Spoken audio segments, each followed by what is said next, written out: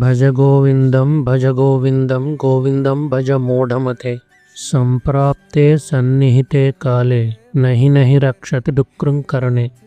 మనిషి జీవితమంతా చదువులు, సర్టిఫికెట్లు, సంపాదన, సమాజంలో 10 మందిలో గొప్పల కోసం కష్టపడుతూ గడుపుతారు.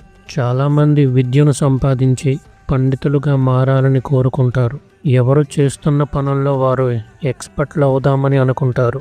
ఇవన్నీ మనిషి బుద్ధిని పెంచుతాయి, సమాజంలో గౌరవాన్ని కూడా ఇస్తాయి. కానీ జీవితపు చివరి క్షణంలో ఇవి నిజంగా మనకు రక్షణ కలిగిస్తాయా? మరణం దగ్గరకు వచ్చినప్పుడు మన సంపద, మన చదువు, మన పాండిత్యం ఏదీ మనతో రావు. ఆ సమయానికి మనిషి ఒంటరిగా తన ఆత్మతో మాత్రమే ఉంటాడు. అప్పుడు మనసుకు శాంతిని ఇచ్చేది దేవుని స్మరణ మాత్రమే.